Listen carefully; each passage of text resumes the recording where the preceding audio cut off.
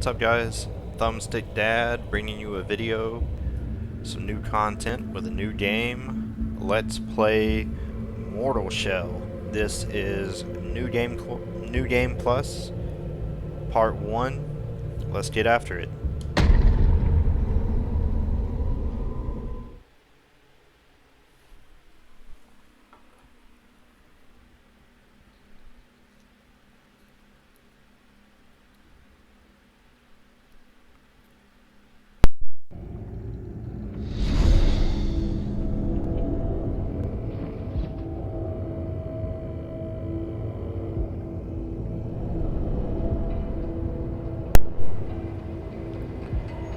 So, for you Dark Souls fans out there, this is basically Firelink Shrine. This is like the central hub for this game. And you go over here, you can see all the shells to be found in the game. And you can click them at any time. Go over there, press A, go ahead and inhabit a shell. Harrows is my favorite. He's the one that you start with. And really haven't deviated from that much. Let's go up here and talk to Big Bird. Very interesting dude.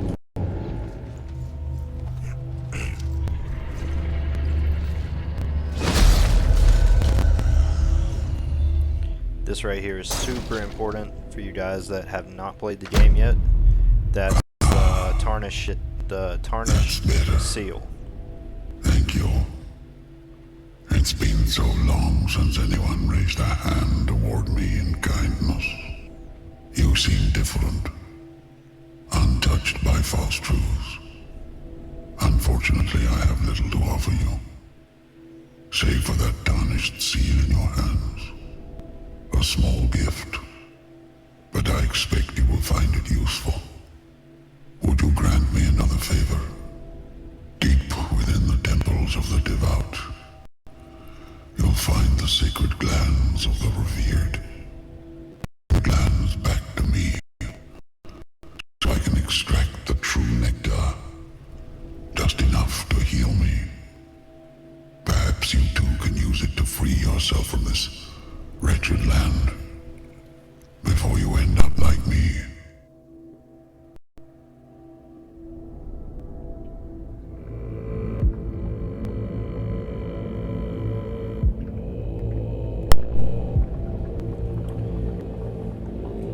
Alright, so little rundown on what that was all about. Basically, there are 3 temples in this game. That means 3 large dungeons that have bosses. This is a small scale Souls-like game, but it is a beautiful game, and I've actually been playing it more than Dark Souls. It's a challenge, it's fun, and it's newer. You know, it's a beautiful game, graphics are great, and yeah.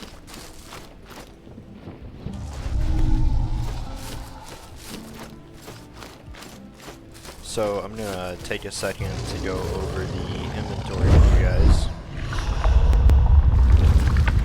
So everything in this game is really easy to come by. There's not a whole lot that you can miss out on. This is New Game Plus, so I've collected a lot of items. Mortal tokens, they're good for healing if you harden through an attack. Your welt caps, it's pretty much like Estus from Dark Souls, but it doesn't refill when you rest. So that's a big difference in this game, is you actually have to go and seek out all of your healing methods. It's not given to you, and there's really no upgrade for it other than familiarity. And you see at the bottom all the little diamonds. That second line there that says you heal more quickly, it doesn't change the amount that you heal, you just heal faster, which is super useful. And then New Game Plus, of course, takes 30 glimpses, and you can get the ornate mask. It lets you fast travel to any place where Cester is, and Cester is basically your version of a bonfire in this game. It's your checkpoint, it's your save point, and you always have to remember to speak with her when you are entering a new area and when you're leaving the area, because if you die, that's where you're going to go back to. So, some basic enemies over here. Let's go ahead and get a good look at them. Light attack, heavy attack, and this game is very unforgiving. So, really have to be careful even with the small guys.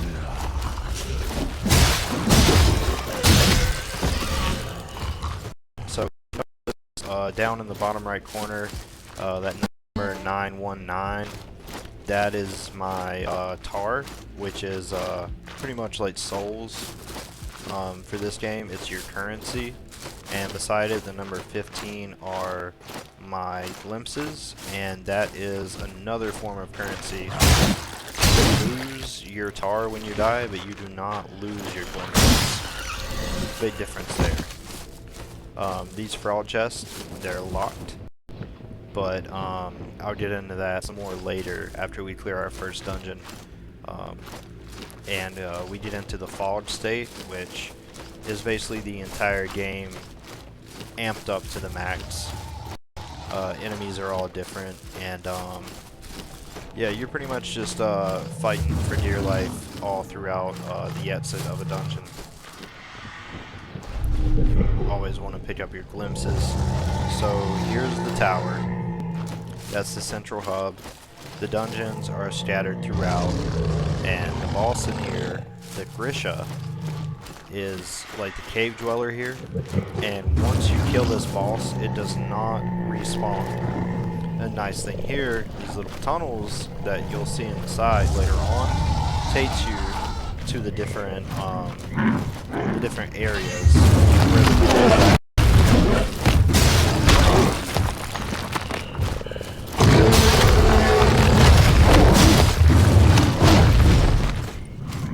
pardon through some of these attacks.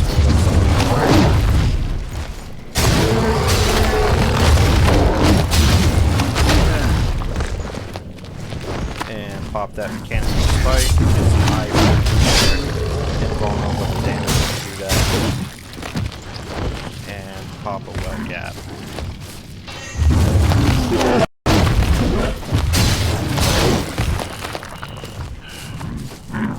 And another one.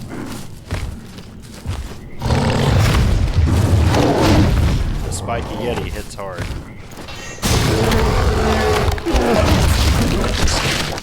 Ooh. That's rough.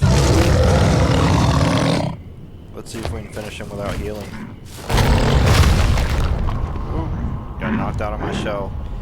It's a good thing about this game. You get a second chance. You can't squander it.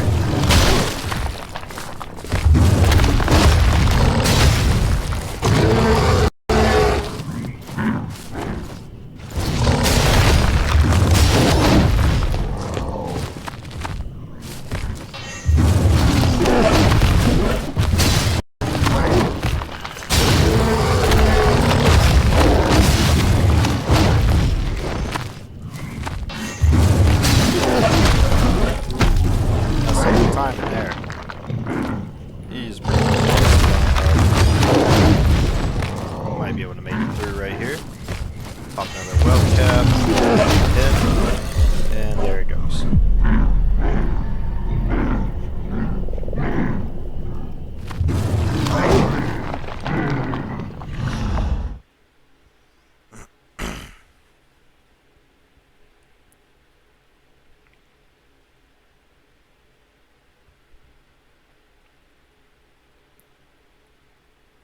I've kept your flesh safe. Dying really is not a big deal, which is good because I'm the type of person I have to warm up first. So you just go back to where you were, and pick up your shell again. It's a free heal if you need it. So it restores your health, and it gives you all your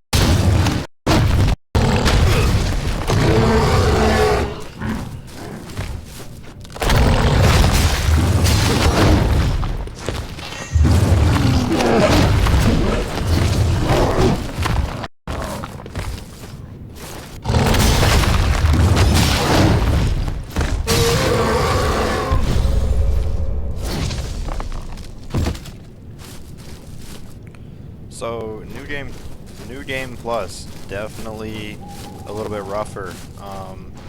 That boss was not that hard. New game plus, had my weapon maxed out. All your weapons can be +5 with your first playthrough, and then your second playthrough it doubles to +10.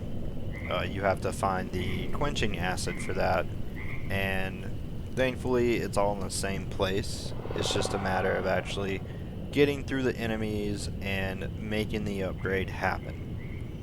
So new game plus in this game is very fair. And right there is that quenching acid I was talking about. So we're gonna go ahead and go back and rest up. And like I said, this little mini boss here will not respawn. So you're all good to get healed up and see if there's anything you want to spend that well-deserved tar on. Perhaps it's time to make...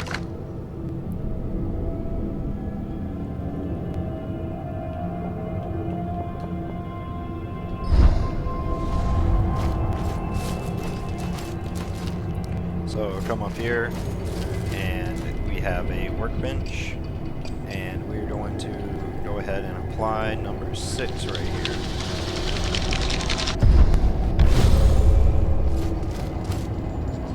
Weapon damage increased.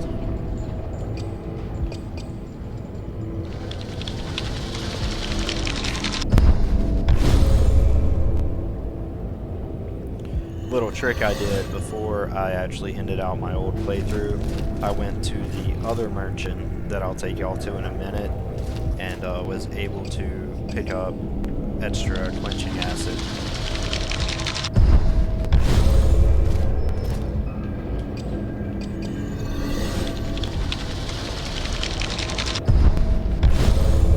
It looks like we might actually have enough to make it here.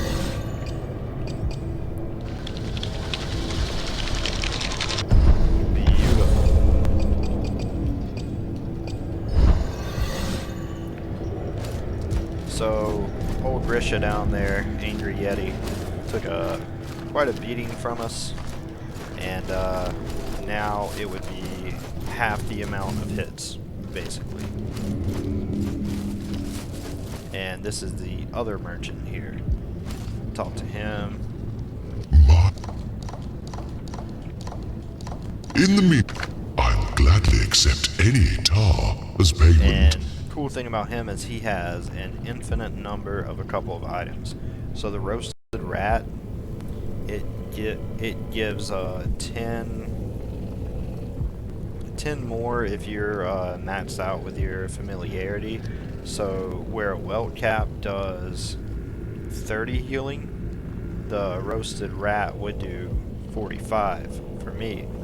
The issue here is you have to be careful with these in a pinch because it consumes your resolve. Your resolve is the gold bars that I don't have any of right now, little 4 dashes above my health, and you use that to execute your weapon abilities. I'm going to go ahead and show you guys the weapon ability right after I grab this. Little extra tar there. Your boy is broke. So this is the mechanical spike, and this is the molten spike. They're the same attack, they have the same iframes, they have the same execution. The only difference is one does fire damage and continues to burn the enemy. That's what I was using on the Grisha back in the cave. So once you have the molten spike, they cost the same amount of resolve. I would always use the molten spike over the mechanical.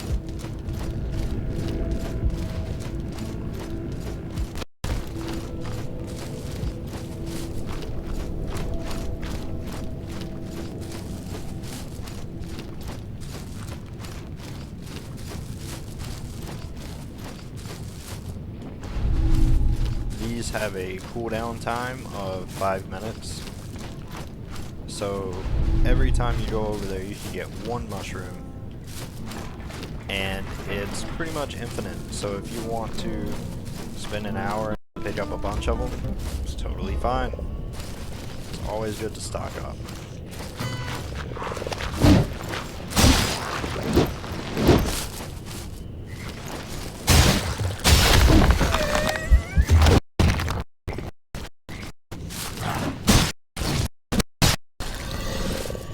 So every hit you make on an enemy, those resolve bars you see is flashing now.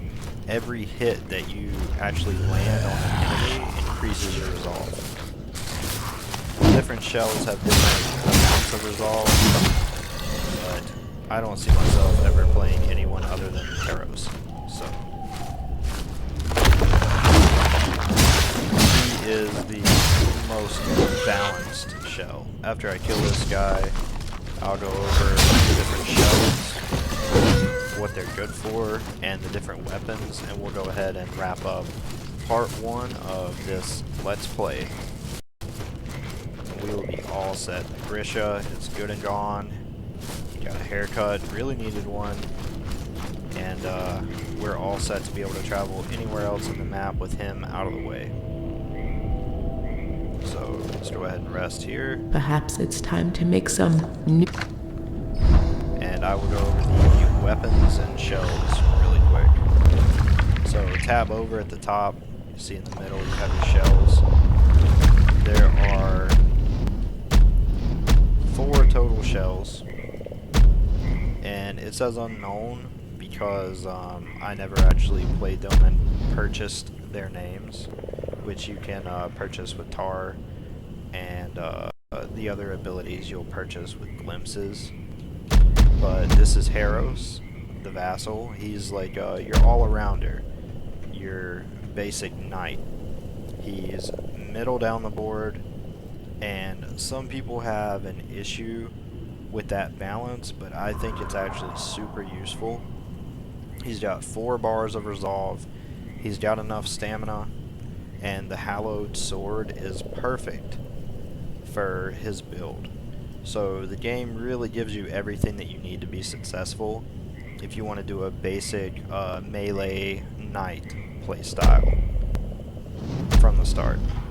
So Solomon, this is Solomon the Scholar. If you notice, he has some extra points in durability, and he's maxed out in resolve. So he's got the same amount of stamina as Harrows, more health, and way more resolve. You might think I'm crazy for preferring Harrows, but the difference is in the abilities. I don't have his abilities unlocked, but he is a weapon art class. And that means that when you play with this shell, you're going to spend a lot of your combat executing weapon arts, like your mechanical spike, if you choose to use the Hallowed Sword. Now, Harrows, on the other hand, all of his weapon, or not his weapon arts, all of his abilities focus around the hardening mechanic, which is really nice.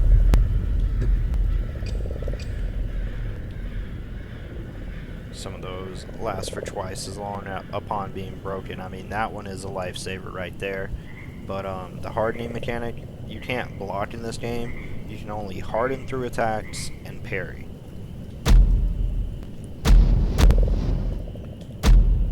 This guy, he's the tank.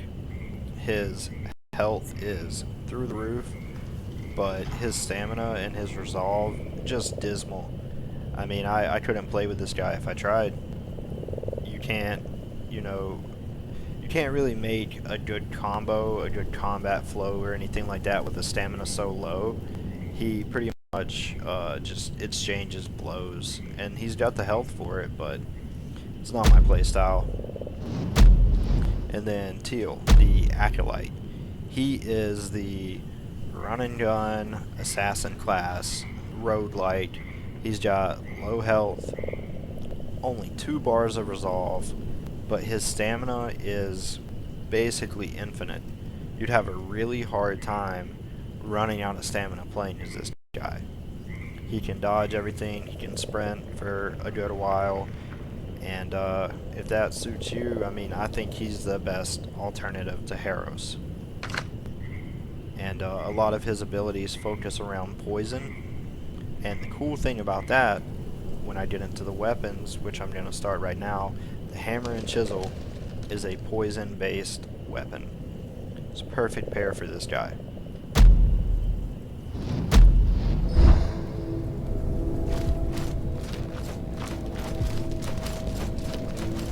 Up here, some of the other weapons available in the game. You have the Smoldering Mace.